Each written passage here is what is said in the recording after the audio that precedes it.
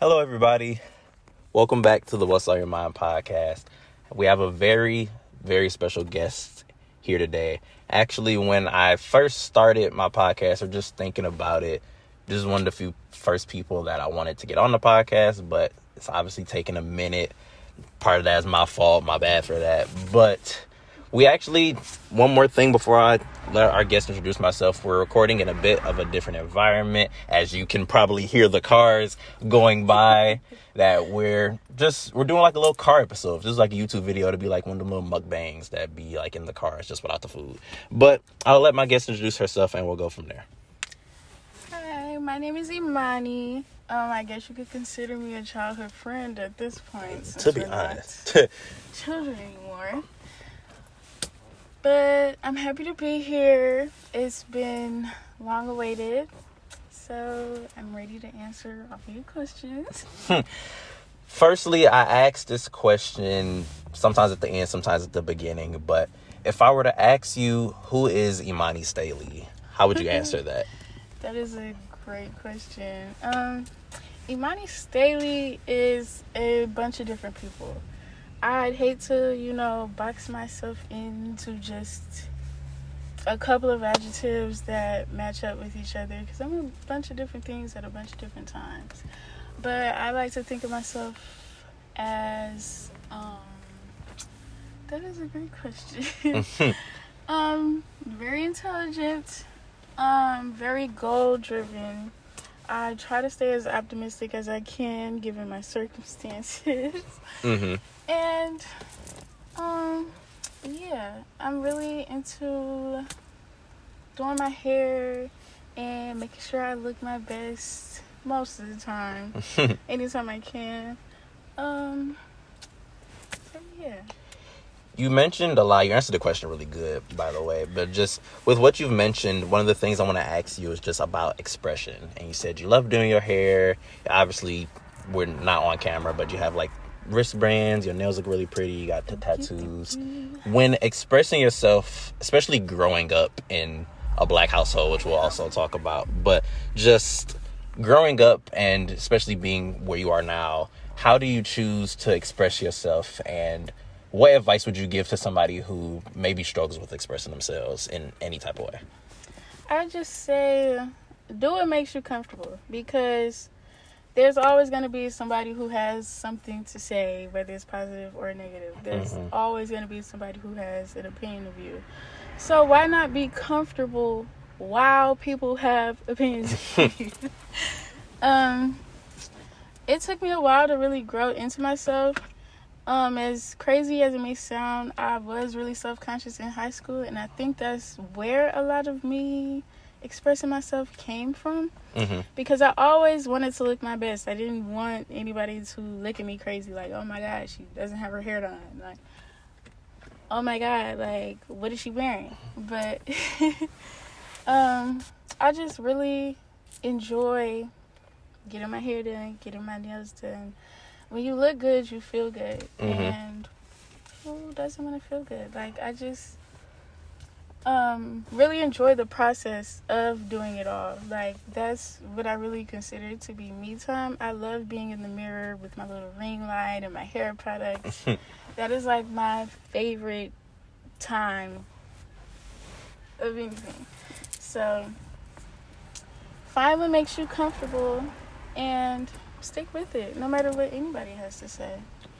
Definitely great advice, just because what I was telling you earlier, just especially what's stigmatized or what's said as Black people or Black men shouldn't do, with me being literally a straight male who has belly button piercings or will wear crop tops or just try and be more expressive of myself. It's very hard to be that and be comfortable in it. So just knowing what you have in mind and how you want to express yourself and express yourself in that way, that's very commendable and I applaud that from my end to you. And with just real quick, you mentioned like doing your hair and stuff. Have you transitioned more to doing your own hair, or do you still like go to a shop? Or it depends on how I'm feeling, really. Understandable. And looking back, with just us being childhood friends at this point. One, that made me feel old just saying that, but just when I think about it, we've known each other since literally ninth grade. And I remember like I was very bubbly out there and you were quiet, and you probably was looking at me like, who are you? Like, and if I'm not mistaken, didn't you come like the day after your birthday, or like some like the week after the first day? That was on your birthday? That's insane. It was always weird going to school on my birthday, but at least I'm like near the spring, towards the latter end of the year. For being on your first day of school on your birthday, I can imagine you didn't want to be there that day. That is crazy. But I say all that to say we're obviously very different people now, and just looking back on it, what would you say to, if you had like a time machine, what would you say to high school Imani? Or just younger Imani? I feel like she did a good job, to be honest. Mm-hmm. But one thing I do kind of regret is being so soft-spoken. I kind of wish, like, if there was an opportunity that I wanted to go after, that I would have went after it. If there was somebody that I wanted to be friends with, I probably should have been friends with them. Mm-hmm. So, yeah, maybe just, I'm not saying, like, just talk to everybody and just be loud, but maybe just put yourself out there, like, a little bit more. And I will say that I appreciate people like you who, know what to say, know how to fill up empty space, and just know how to talk to people, talk to anybody. Mm-hmm. I really admire that. And I appreciate it because, like, yeah, I am quiet. Sometimes I don't want to talk to a whole bunch of people. But there are some times that I do want to talk, but I don't exactly have the words or the conversation to make. Mm-hmm. So the fact that, you could come up with anything on the spot is really commendable to me. I really appreciate that. And what makes it easy is just having people like you who would accept like my company or just listen to me talk, because ever since we met, and why I would always consider you a close friend is because whether I was going through something or whether I was literally rambling about the most random thing, you would be there to read my long texts or listen to my voice messages or just be there for me if I need you to. So I always thank you for that. And just especially growing up like in school, sometimes, to put it bluntly, people didn't want to be around me just because I understand sometimes I can be like a lot. But even with like us growing up and having like our friendship, you never like pushed me away. And you're one of the few people that have still been in my life, and we didn't have like much issues and anything of the sorts. And just being able to fill up that dead space, it's been hard, but just being able to have somebody to talk to and have somebody listen, it makes it easier. And from your perspective, being somebody who was more soft-spoken and still like to yourself, depending on the situation, how do you balance staying to yourself and opening up more in situations? I try to open up when I see the opportunity.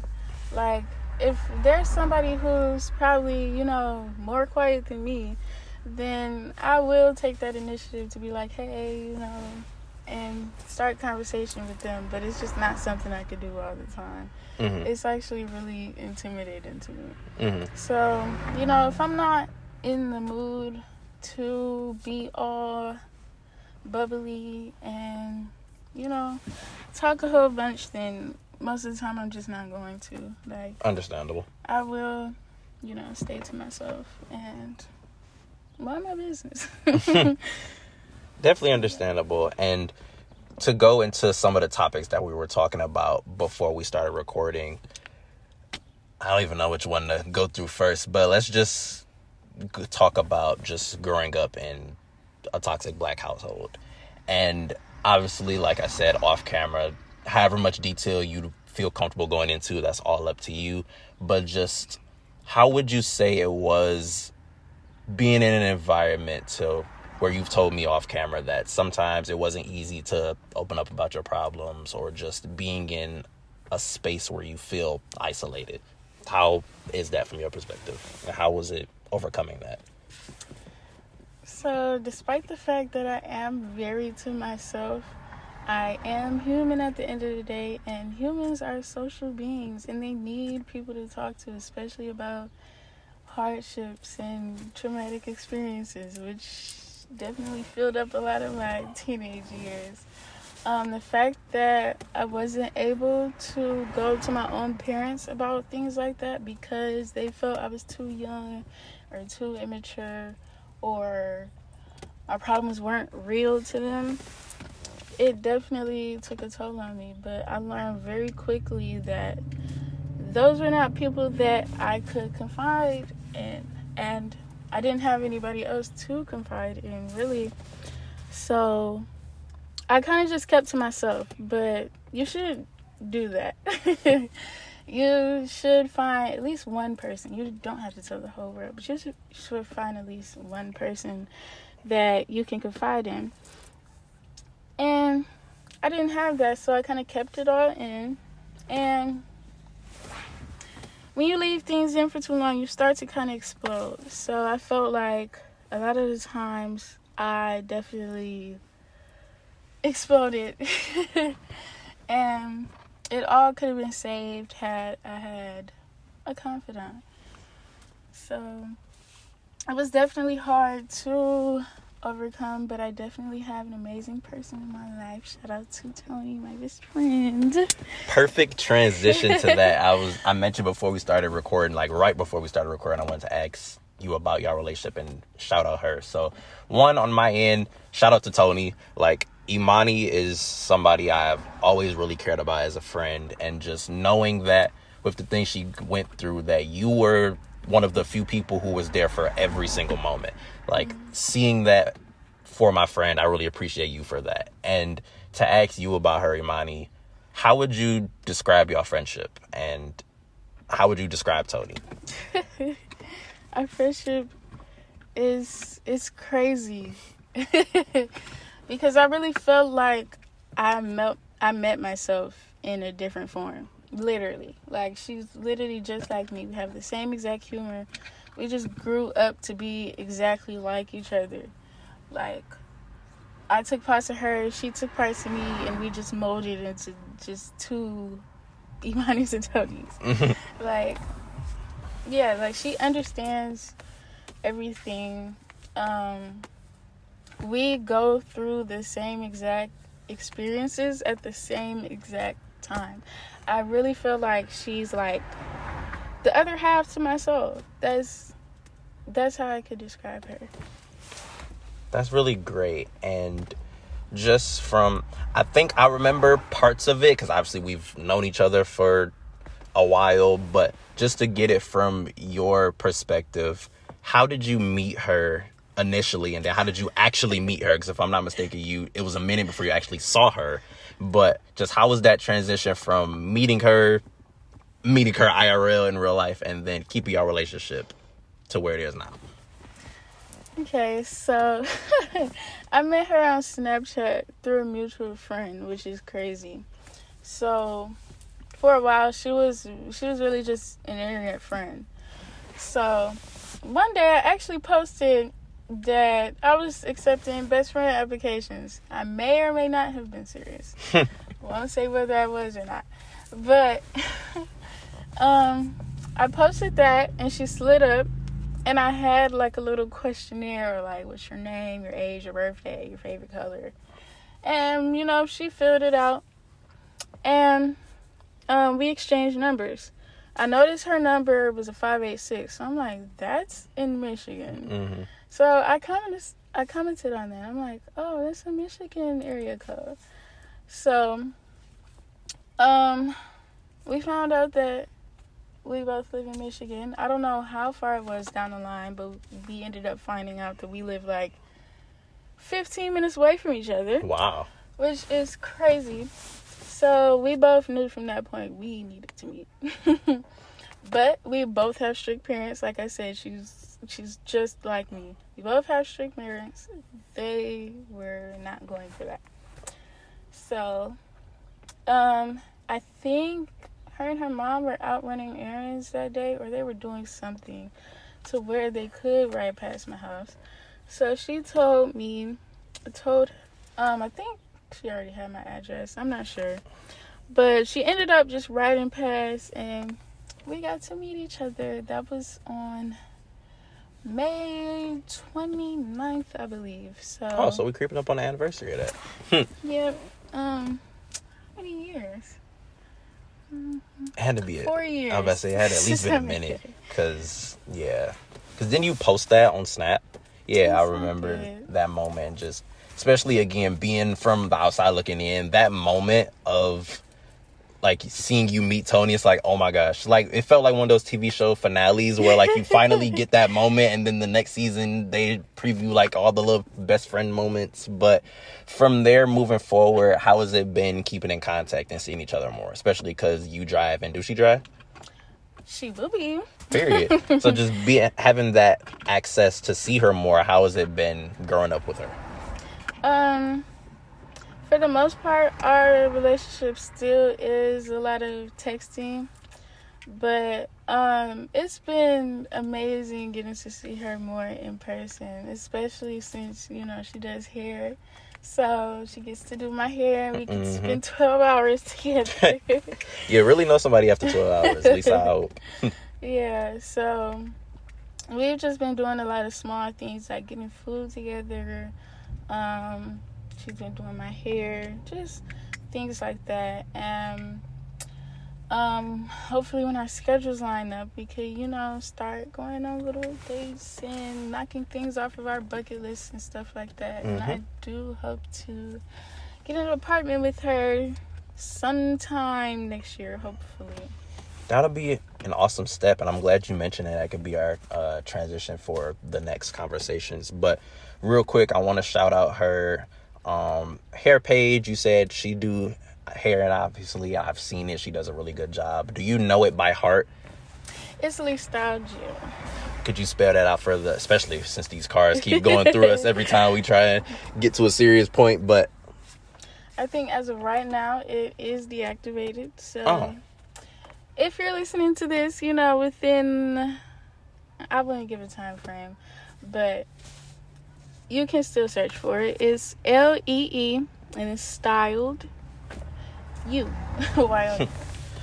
And shout out one last time to Tony, just for the friend you are to Imani, and with your hair as well. You've done a really good job. What services does she provide all with her hair? Like, does she just do one style, et cetera, et cetera? She does retwists. She does knotless, regular box sprays. I don't think anybody get regular box sprays anymore. But box sprays, twists, things of that nature. She work with locks too? Yes, she does. Oh, that's pretty awesome. Okay. And like you mentioned earlier with our segue to the next conversation about just apartments and stuff and just growing up and literally adulting. And real quick before we get into the apartment aspect of that, as I mentioned earlier, we're literally in Imani's car. And just seeing my friend evolve into the woman she is now, and just having the job she has and the car, literally sitting in her car. I remember us always talking about like getting to this point of our lives, and now we're here. So one, I'm very proud of you, as I've told you multiple times, but also as we were talking off camera, how has this whole process been? Literally financing for a car, learning how to drive. I guess we could start from the learning how to drive aspect you were mentioning. So once again, bringing up my strict parents, I didn't learn how to drive when I was a teenager. I had to wait until I turned 18, which ended up being kind of beneficial to me because I didn't have to go through the whole driver's training process. I just got to, find a school, get on the road. So I had, I think it was 8 lessons. Each lesson was $60. And I did a lesson a week, so I pretty much learned how to drive in like 8 weeks, and it's really easy. So it was nothing.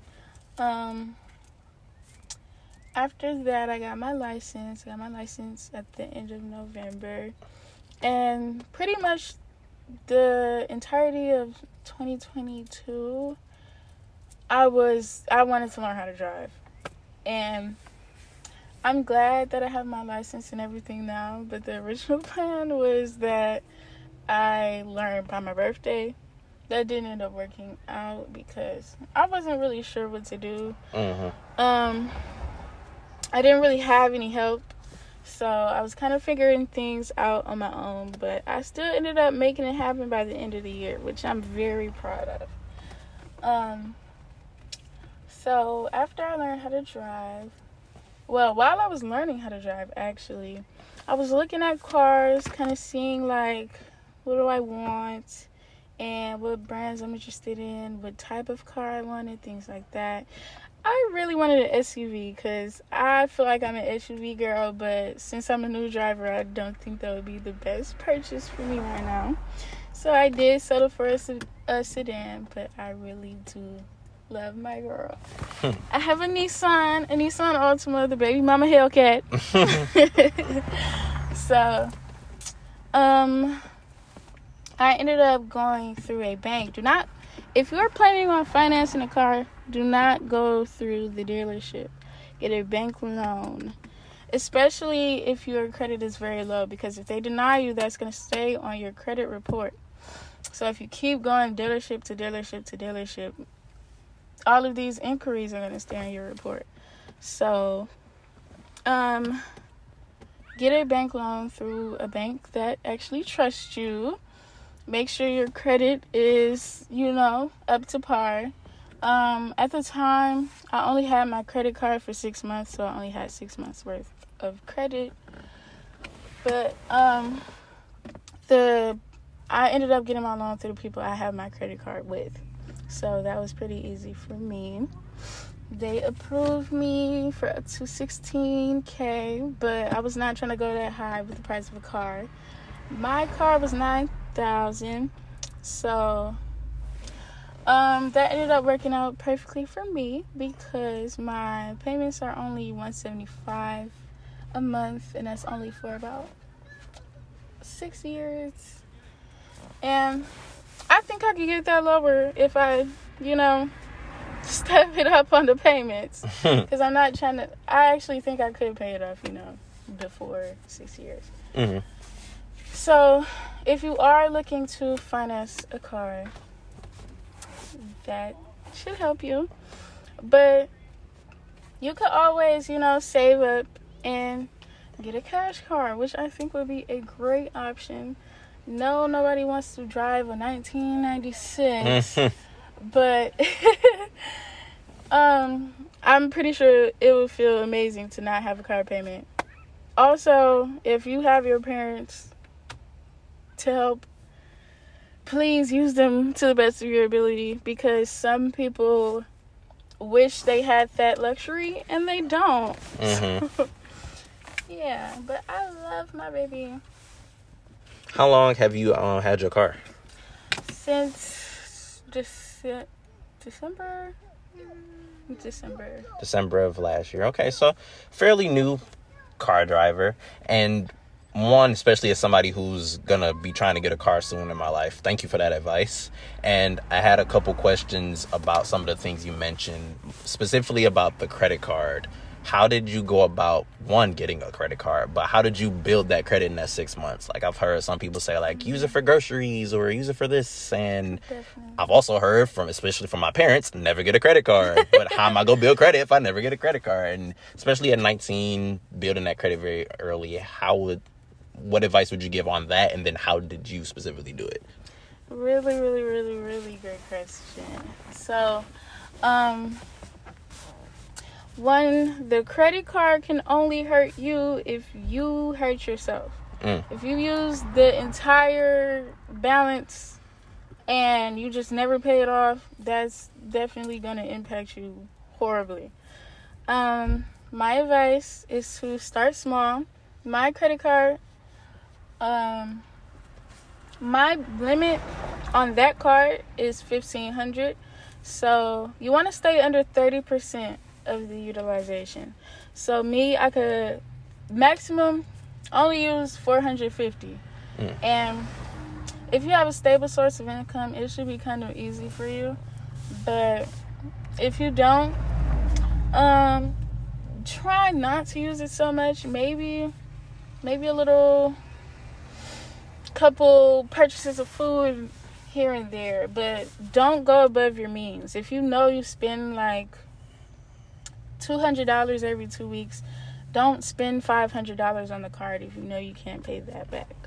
So try to keep your balance under $450, and then when your statement is approaching, because every month you get a statement for your credit card.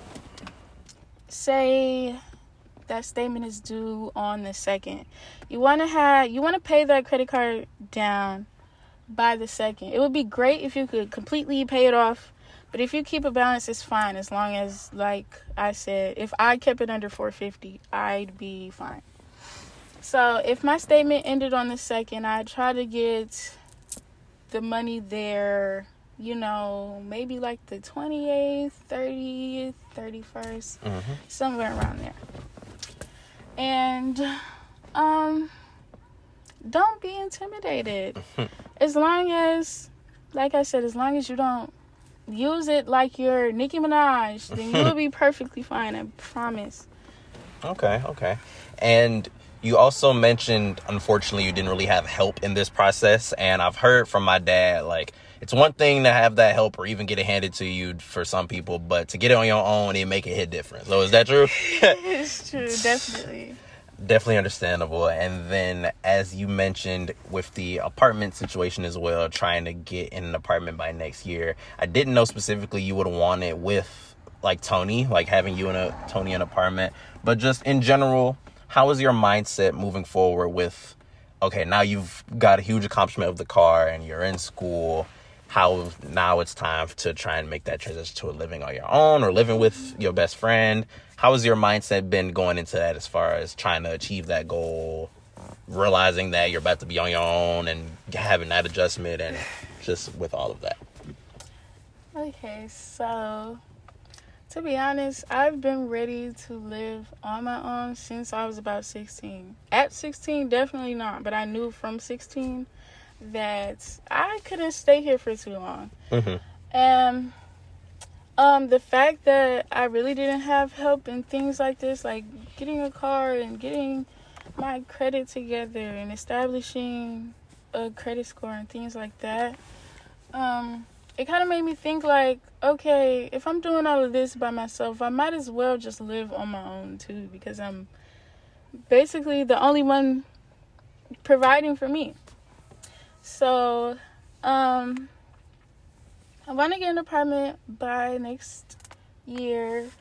If I'm still living here in December of 2024, then I'm doing something wrong.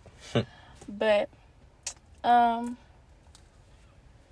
with school, hopefully by then I should be done with school. I think it would be best if I moved during the summer, because I do plan on going back. But I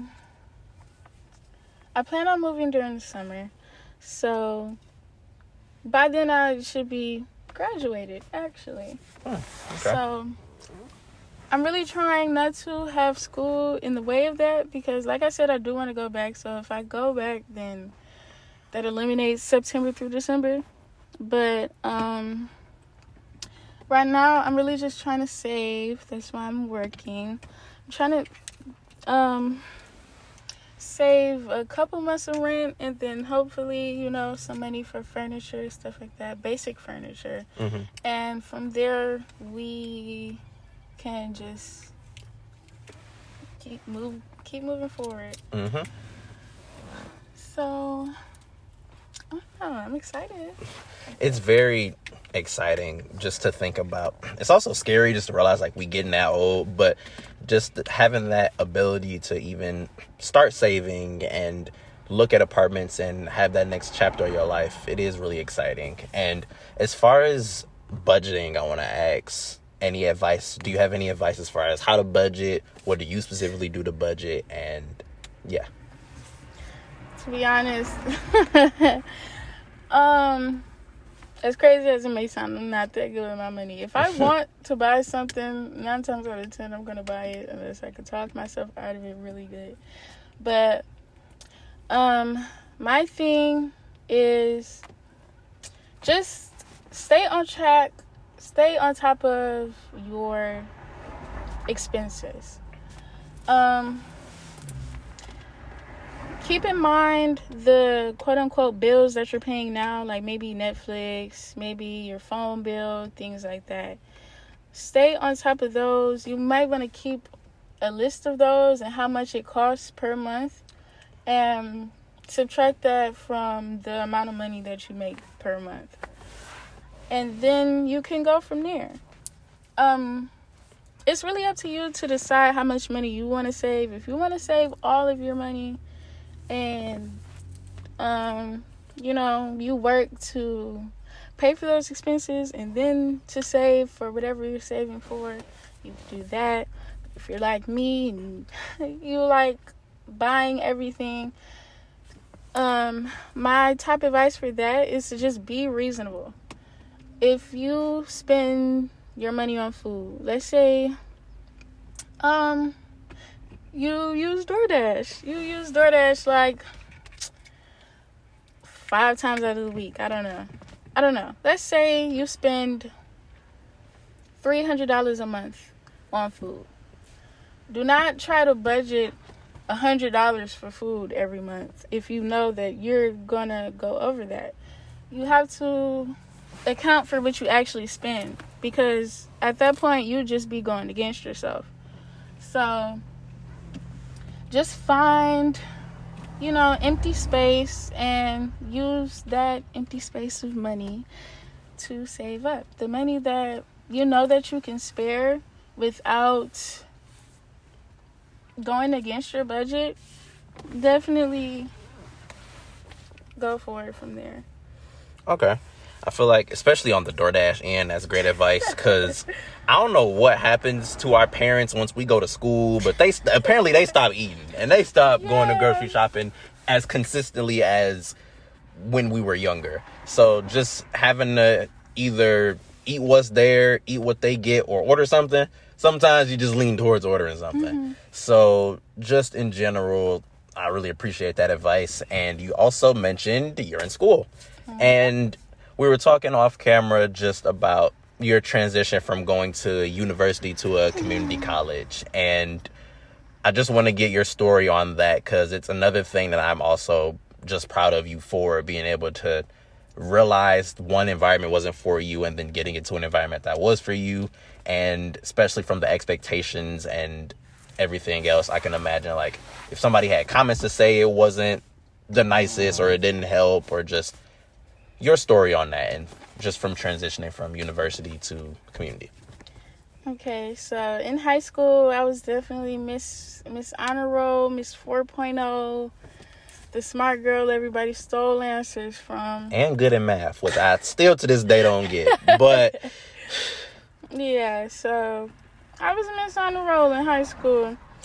And I felt like everybody kind of expected me to go to university, and everybody expected me to keep the ball rolling and keep getting those 4.0s and just, exceeding. And I do like to think that my intelligence or my capacity to learn is very broad, and it still is to this day. But even in high school, I still had to put in a lot of effort to get to the grades that I wanted to have. And university is definitely the same way. Definitely. But I say it's the same way times like 5. So I got to university.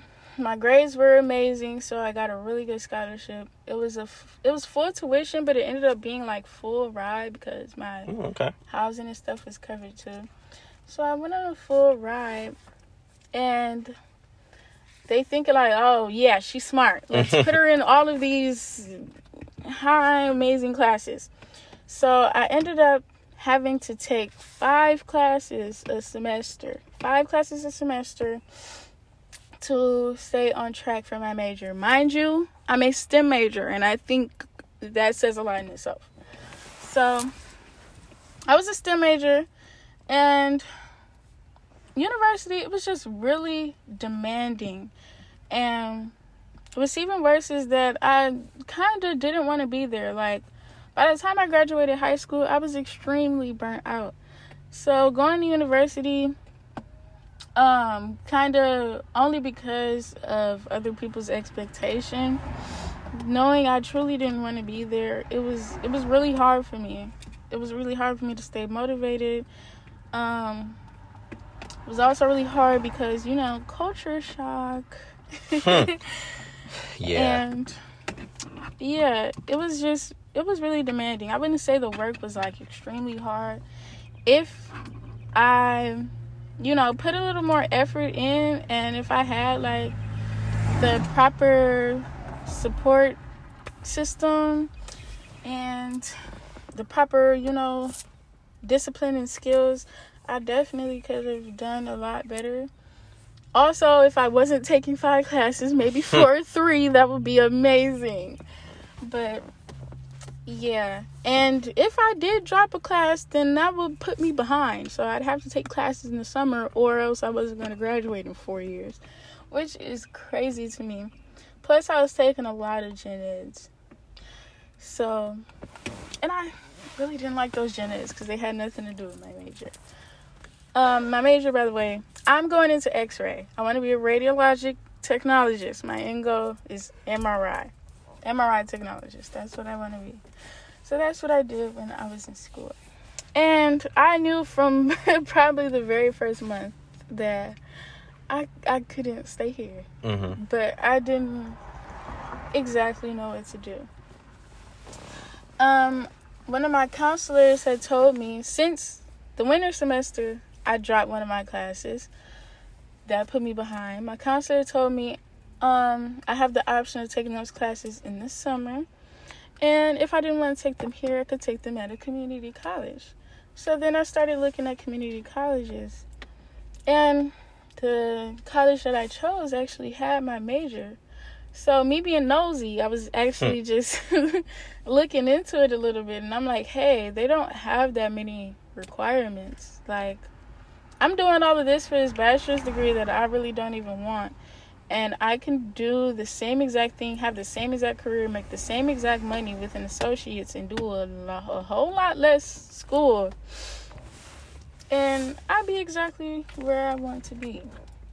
So I was definitely motioning towards that.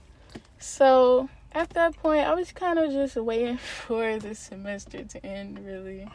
Because, like, at that point, I knew, like, okay, I'm going to enroll here, and I'm going to start over, and I'll be fine. I'll be fine.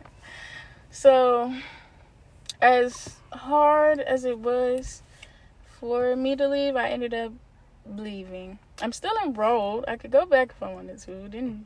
Okay. I wouldn't say I dropped out. I wouldn't say I dropped out, but I could definitely go back if I wanted to. Okay. But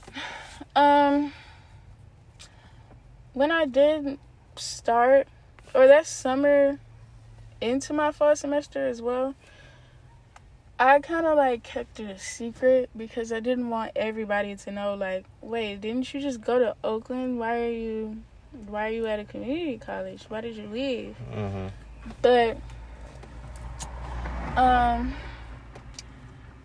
I ended up just kind of growing more into it along the way, and I learned to accept it myself. Like, I haven't told the world that, I left, but I don't mind telling anybody, because it's like, at the end of the day, I'm the one winning. Like, you're gonna come out with $100,000 in debt, and I'm not, so I don't know. Yeah, and did you tell, or I'm assuming there was no way you could hide it, did you communicate with your parents about that decision? And if so, how was their, like, response or support? If there was any, how was that conversation? I kind of just did it. I came home. I moved out of my dorm when the semester ended, the winter semester. So once that year was over, I just came back home, and it came up in conversation, but I never like formally set them down like, hey, I'm not going back to Oakland or anything. Mm-hmm. And I don't think they really minded. I think they kind of wanted me to just be home, honestly. But they don't care really. Yeah. Which is actually surprising to me. But I live 15 minutes away from my school, which is great. Mm-hmm. I get to work while I'm in school, which is also great. How I was able to afford this car. And it really allowed me the space to find myself outside of school. Like when I was in university, it was literally just school every day. But now I get to, have more time to myself, and I really enjoy my me time. So I get to have more time to myself, and I get to move myself forward in life, not just in terms of school. Definitely understandable, because at least from my perspective as somebody who goes to like Michigan State and is in the same boat you were in, just the only difference being I'm just suffering in the quote-unquote future success. But just being in school, sometimes I feel like my life is kind of stagnant, where like I'm just frozen in this one position, and I'm just hoping like, okay, hopefully my degree will put me somewhere, hopefully I'll graduate, or hopefully I'll keep it going. And I don't really have like a set goal or knowing like what I'm going to do, because originally when talking about college and getting a degree and wanted to go to Michigan State, my original thought process was like, I really love writing. I'm a really good writer, and I want to do that as a career. And once I got in the field of journalism, journalistic writing and writing in journalism is different than just regular writing. Mm-hmm. My more specialties and the things I favor and just like doing are like writing like poems or stories or things, personal things, or like being more like the author type. Being in journalism, you're writing like articles or like you're reporting about news, and to a certain extent that's not my style, because it doesn't allow me to be as creative as I want to be as a writer. Some journalism jobs or businesses would allow you and favor that, and some would look at you crazy like you do that. So just finding that medium of being myself but also being a journalist, it's been odd, because like I said, some parts I don't like, but there are other parts where I can go out and talk to people and tell their story and help people. And that's really what I love doing and would do for a career. But I never knew or never know what specifically, how can I get my strengths in a job form? Because I love helping people, love talking to people, and I love being a source of hope for people. And I also love podcasting. Sitting here, being able to get to know a person more in depthly, or just have them talk about things they don't know how to speak about, or just talking about topics that people would love to talk about but don't really know how to articulate. I love being a voice for people.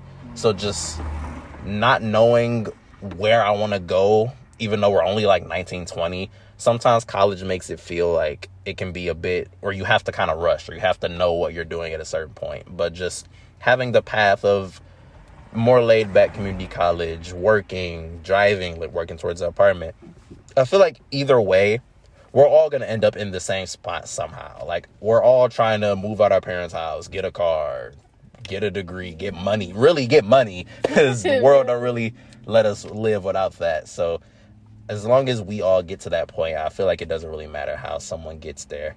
And with mentioning your job, you've also mentioned that you met a very special person there who's still in your life to this day, and we're obviously referring to your boyfriend.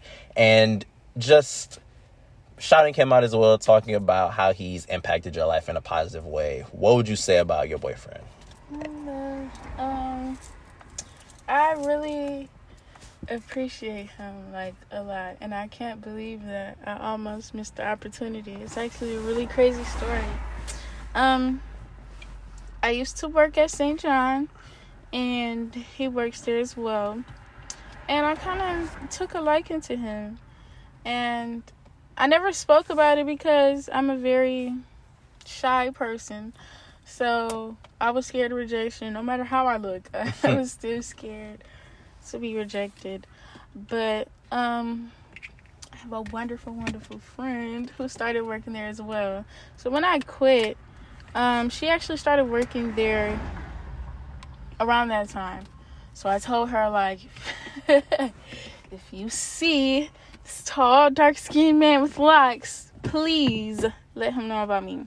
And she definitely did, and I really appreciate her for that, because, like, she really changed the trajectory of my life. And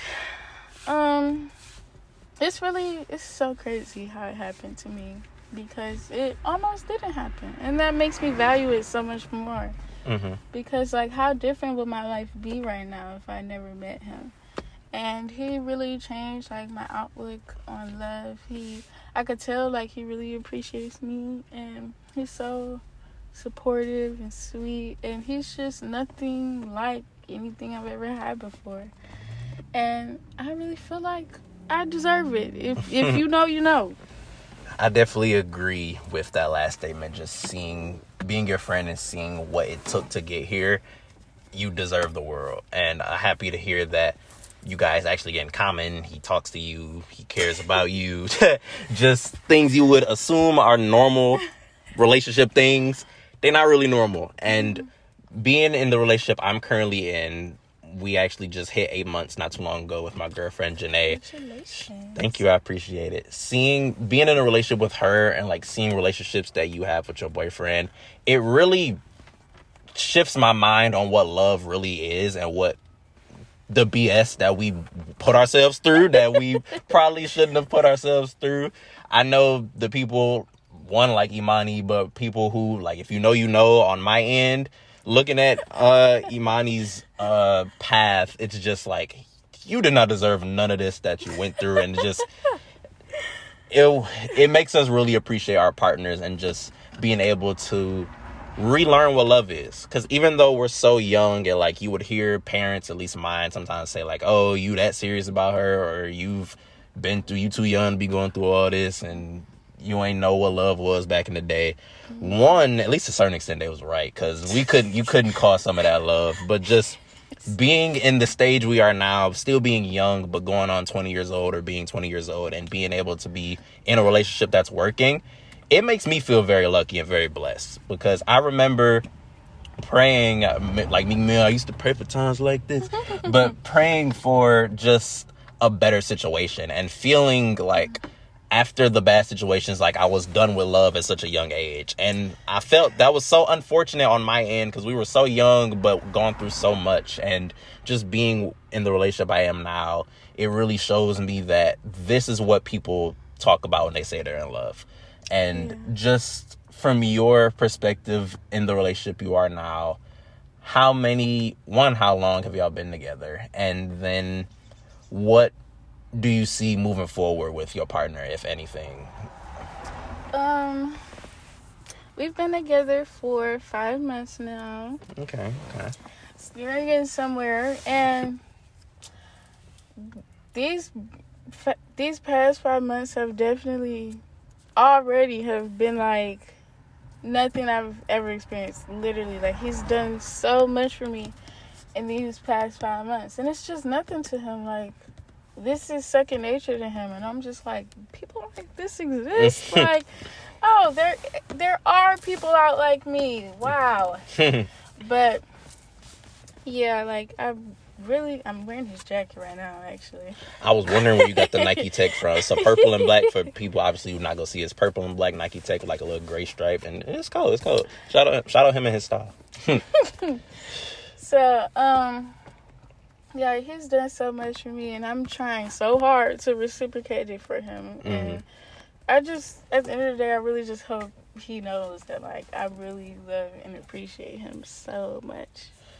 And with the dynamic of y'all relationship, how are things like love language or, like, showing appreciation? Is he more, because obviously you're more, like, quiet and laid back depending on, like, who you're around, and is he, like, the opposite? Is he the same? How do you guys mesh is pretty much what I'm asking.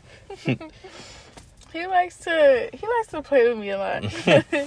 Like, he loves to troll me. Like, he'll just start dancing in front of me. He'll lick my face, something like that. So he's very touchy. Not like that, but like that. He's very touchy. I'm also kind of like that in a way. I just like to just touch you. Like, I just need to. I feel like our languages line up pretty well. Okay. Yeah. That's good to hear. And just in general, with relating to this and segueing to more serious topics, just having to relearn certain things and coping with the past. And another one of our topics, ironically, as she laughs, is just, we laugh at everything. Like, especially, shout out our friend Lorante, just from 10th grade, really since we've met 9th grade, but since 10th grade onward, we can always find a way to laugh about something. Even when it's something that most people probably wouldn't laugh at. And whether it's like a problem or just trauma. And just, I say all that to say, one of the main topics and just discussions that I had wrote down for us before we recorded was just being able to cope with certain things and certain trauma in your own way possible. So just on one end, before I dive into it, with being able to laugh even sometimes at yourself, how did you get a relationship with just being able to not take life so seriously even when it's super serious? Let me tell you, I really think people take life way too serious. Like, it's literally with anything. Like, nothing was ever that serious to me. I think that's also a reason why I don't get mad often, because like, it takes a lot for you to get me mad, because like, at that point, you're literally trying to, like, why are you trying to make me upset? So it takes a lot to make me upset, because I don't care about anything. That's literally my whole thing. I don't care about a lot of stuff. So I think that is why I'm so like laid back and goofy, and I could make a joke out of anything, because I don't find anything in life that serious. Like, none of this stuff is real. But we're not gonna get into that in this podcast. I mean, listen, if you want to, we can, because I definitely agree. And just with being able to cope past certain things, like being in a relationship that actually works, or transitioning to the point where you won't have to be around people who bring you down a lot. How has it been getting in this point of your life and trying to heal from the past and just moving on, knowing that you can heal? How's that been? I will say that it takes a lot of time. It does take time.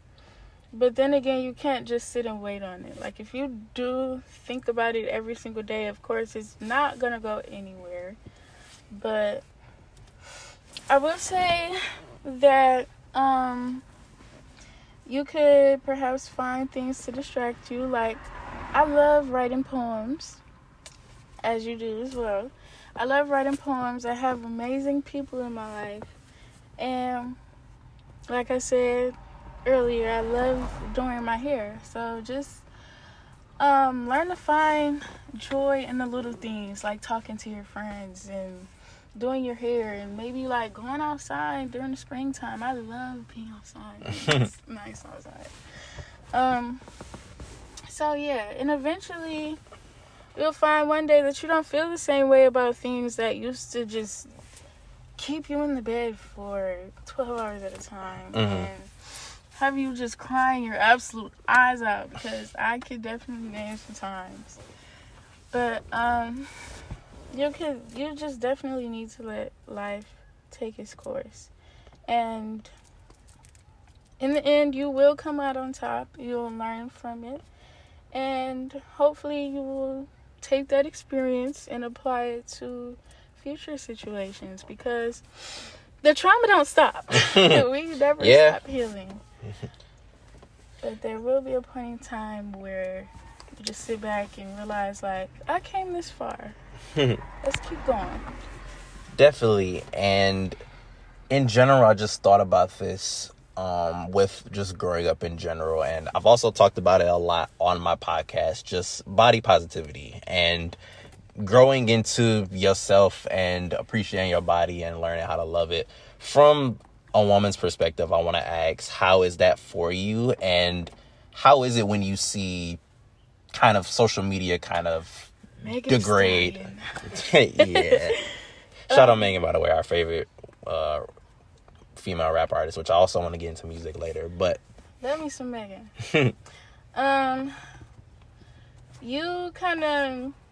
You have to take social media out of the equation, to be honest. Like, social media is definitely probably the number one cause of a lot of the problems that a lot of us have.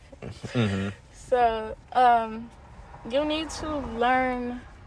I mean, everybody knows fundamentally the difference, but you need to learn the difference between social media and real life. Like, a lot of the things that you see on social media are not real life. And you need to put the phone down and experience real life sometimes. Which is hypocritical of me to say sometimes. But, yeah, so, I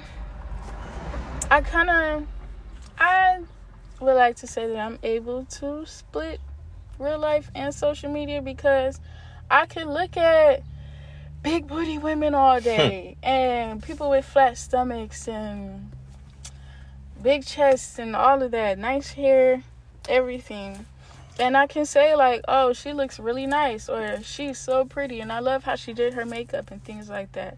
But at the end of the day, 90% of the time, I still can look in the mirror and say, wow, I look good today. Period. Okay, the gym been paying off. All right. Oh, I did my hair really nice today. So, just having that balance would be very beneficial to you. And it definitely is really hard sometimes. But you just need to know that. And also, my bad, I didn't want to cut you off. You just need to know it's not always what it seems on social media. Okay. And speaking of social media, Imani probably wouldn't tell you she's one of the best social media influencers out there.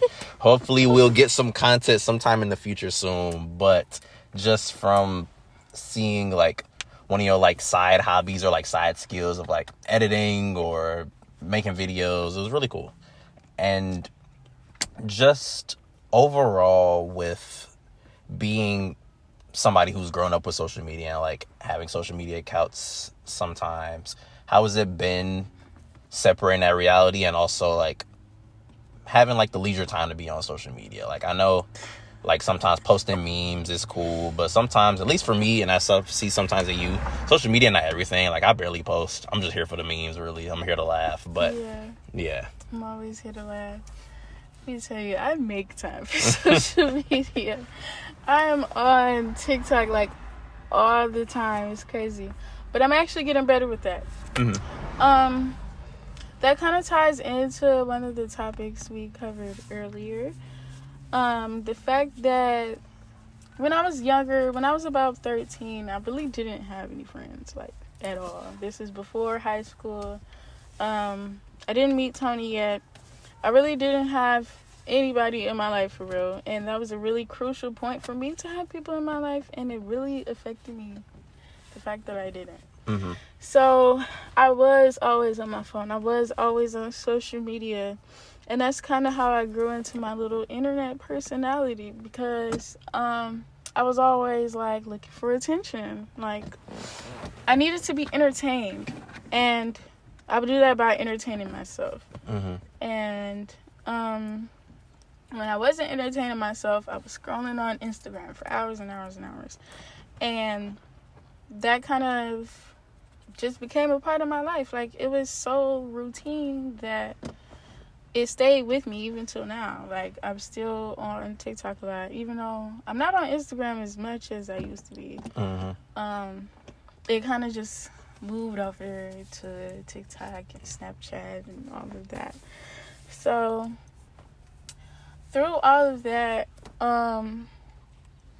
social media never really influenced me per se. It was kind of just like an entertainment thing. Like I said, I don't take anything serious, so it was just always something I could use for a little dopamine spurt. Definitely understandable. And moving back to when we shouted out Megan Thee Stallion, just one of the things that we always got in common was our music tastes, at least with people like Megan Thee Stallion or Jhené Aiko.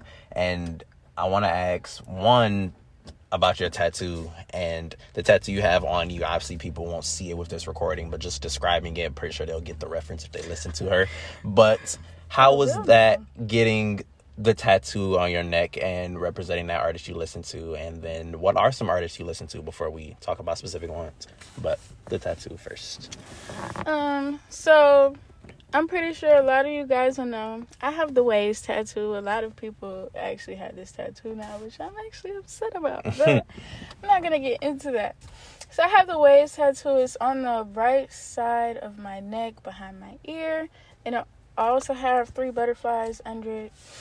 And this tattoo means a lot to me, despite it being like, trendy or, popular. It means a lot to me because in 10th grade, I loved 10th grade, but 10th grade academically, it was really like stressful for me. I enjoyed it. It was easy, but it was hard, waking up every single day and going to school, and my energy was always so low because I was always just interacting with a whole bunch of different people. But every morning, I promise you, every single morning, ever since I found this song, Why Aren't You Smiling? I listen to it every morning. And that would be the song that would give me motivation for the day. In the song, she says, you gotta keep going, you gotta keep going. There's really no end, there's really no beginning. There's really no real, there's really no pretending. And so on and so on. So it's basically, it was definitely motivation for me. And I decided to get a tattoo because 10th grade is definitely a very prominent part of my life now. Like today, I still think about 10th grade and how much fun I had and how much I enjoyed it. So I definitely appreciate the fact that I have a tattoo to represent that point in my life. And for some people who may not know, just in case, that is a Jhené Aiko reference, the artist you're referring to, correct? Yes. Got it. And other than her, what are some artists you listen to? What are some of your favorite artists? I love Summer Walker. Well, on the R&B side, I love Summer Walker. I love SZA. I love Tink. I love Tink so much. I feel like she is so underrated, but she really speaks to me.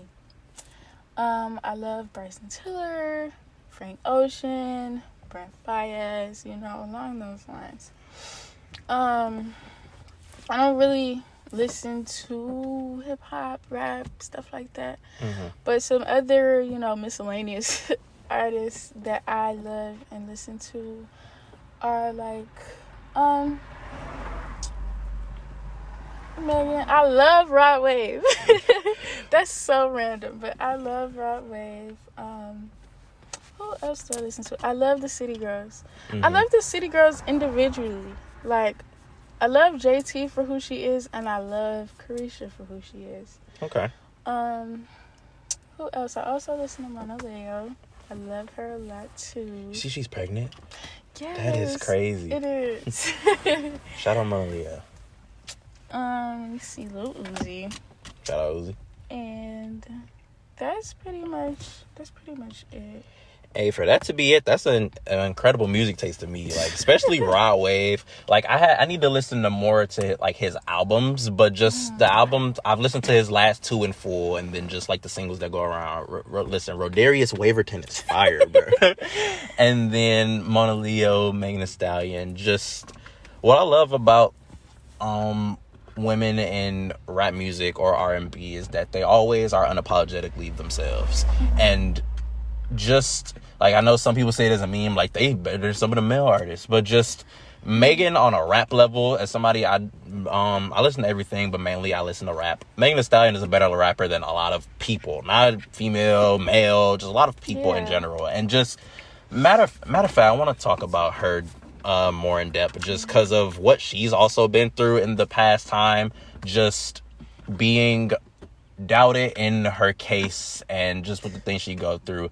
Even with me specifically, I was confused because a lot of things were coming out. Some of it wasn't true, some of it was true, and then we end up seeing like people make memes about it on social media, and then with all the people who bashed her just for him to get locked up, it was really eye-opening, because even people I know and I talk to, they like, oh, I'm still gonna listen to Tory, it don't matter. And even I'm someone who tries to separate the music from the artist, unless you are Kelly. But but even with that being said, just the amount of disrespect she went through just for her to be telling the truth this whole time, it was really unfortunate that she had to go through that, and then like losing her family, or losing like her mother and grandmother too, if I'm not mistaken, and then going through things like this. And with all of that, she still got to be a professional. She still got to do her job. People still want music from her. She just recently, did you see like she had like the wax statues made of her? Yes, those were so fire. great. And just in general, I want to ask specifically first question, why do you cater so much to Megan Thee Stallion? Because I see like a lot of similarities, which is so cool. But also, what would you say, like if you were talking to Megan, what would you say to her after overcoming all of this? But firstly, to break it into two parts, why do you cater so much to Megan Thee Stallion? I found out about Megan Thee Stallion in 2019. And the very first song that I ever listened to by her, I fell in love with it. And I'm just like, from there, I was really like, this is my person. I found out about the song called Sex Talk. Okay. Interesting. But then after that, it was Big Ol' Freak, which everybody knows about. And I'm like, yeah, this is my person. I love her. So from there, I started like discovering more of her music. And she just makes me feel so in tune with myself. She makes me feel so feminine and sexy and stuff like that. And I don't know. I saw potential in myself that I could end up like her. Like she's literally amazing. Mm-hmm. She looks amazing. She sounds amazing. She's just, to me, from what I know, all around, she's amazing. So ever since then, I've been a stan. Like, I'm a hottie, I'm a stallion, I'm all of that. Yeah, like, you can never love her more than I love her. So, yeah, so me building that relationship in my head with her, it really upset me when all of that controversy started. And not only was it that, because it's one thing for someone to literally get shot and then people go online debating about the fact that they got shot. Mm-hmm. That's one thing. That is crazy to me. I would be upset about that by itself. But the fact that it's Megan, and I know that Megan really doesn't do anything to anybody from what I know, it just made me so upset, and I got so sick of hearing about it. And I really just wanted her to get her justice. I wanted her to get her peace. And I really hope that, she's coping well with everything going on in her life, because as a fan, I just wish her the best. Mm-hmm. So, yeah, I definitely have history with her, and I plan to keep it going. I'm always going to be on her side, because I feel like the world has definitely been treating her unfairly, and I don't appreciate that. Definitely understandable. And just from the time of that whole thing, again, like I mentioned earlier, I was just confused, because on one end, they were saying like bullet fragments weren't found on her foot or whatever, or Tory didn't do this, or the other girl was in the car. So on one end, it was even with any opinions I had of it going back and forth, I hoped nobody would lie about getting shot.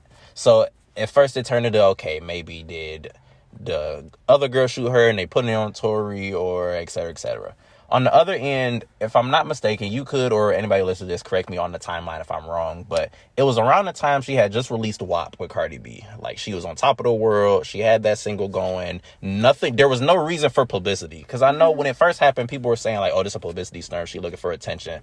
Or especially when she did the, was it Good Morning America, the interview with the black lady? It was one of those shows. She did the interview, and she was, like, crying, saying, like, this all happened and stuff. And he told her, like, to dance. I'm not gonna cuss on here, but then all that type of stuff. But just there was no need for her to seek attention, quote unquote. Yeah. She was, even to this day, she don't have to drop music, and she's still one of the most popular artists out there. So to see that whole situation play out how it did, especially during the pandemic, it was a lot going on, like the 2020s, and to see her be able to overcome all that and be where she is now, get statues and all that, I'm really happy for her. And just being a fan of her music and just a fan of who she is, she's like I said about women in the music industry, they're always themselves, and she's unapologetically herself, even when people criticize her, say like she too ghetto or ratchet. I know people like my mom who've seen her be like, just not for her, because she's like, she younger, she dress prerogative, quote unquote,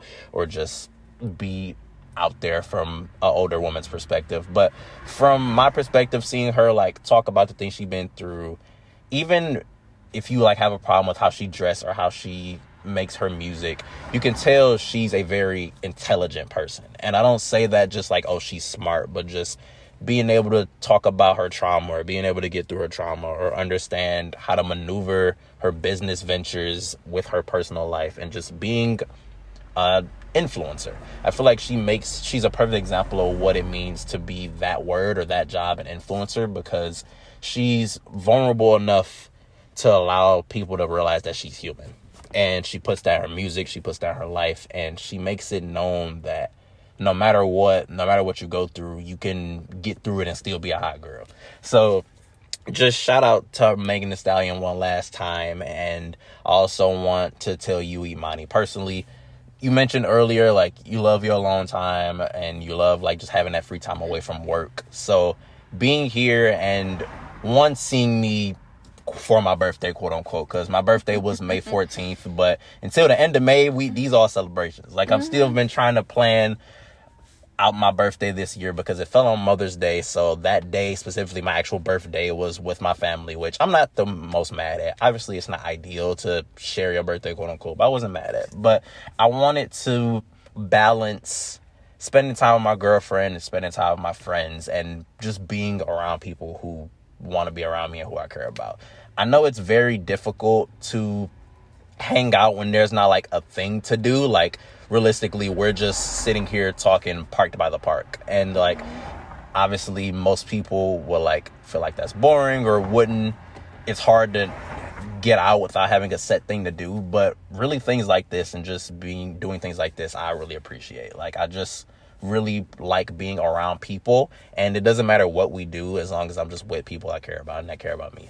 So I want to tell you, thank you for recording this episode and picking me up and just spending this time with me and talking. I haven't seen you in a minute, so I really appreciate this conversation. And two, to turn it into one last question, unless we think of something else to talk about, what made you want to be a part of the podcast, and how did you get comfortable just in general, like speaking about things or just talking in general, and what made you want to be a guest here? I'm honestly a very open book. As quiet as I may seem, and as quiet as I am, I actually love to talk. Like, I love to talk when the vibes are right. I love talking to my friends and being around my friends. Like you said, it doesn't matter what we doing. We could just be sitting in the park and talking. We could just be scrolling on Instagram together in one of our beds, and I wouldn't mind.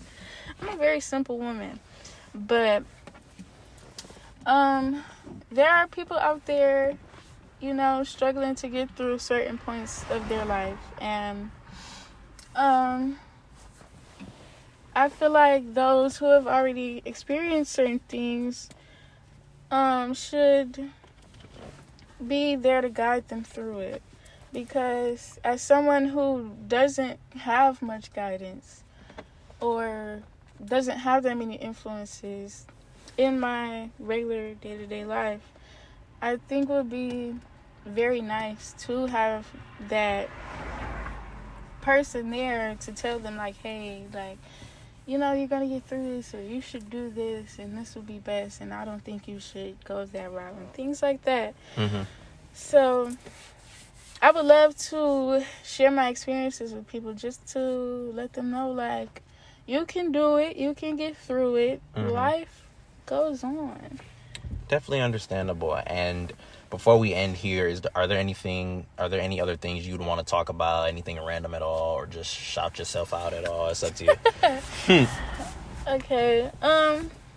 Well, my Instagram is the Imani Ashanti, the IMANI, and then Ashanti like the singer. I'm not gonna sit here and spell out the entire name, but that's my Instagram. That's where I spend a good chunk of my time. Follow me, maybe I'll follow you back. I don't know what else to say, but I really enjoyed recording this with you. I appreciate you for wanting me to be on here and sharing your platform with me. Of course. I'll be looking forward to a part 2. Oh, definitely would. Whenever we have the time, we'll definitely record another episode. And with that being said, I really appreciate anyone who listens to this episode, anyone who listens to any of my episodes, just giving me you guys' time. I don't take it for granted, whether that's Imani or somebody else who listens on their own time. Y'all don't have to do these things. Like, I'm not entitled to anyone's time at all. So just doing that and giving me this platform, I really appreciate, because like I always say, I don't have a platform without people like Imani or the other guests I've had, or just anyone who listens. So I hope you all have a great rest of your day, and tune in next time. Bye.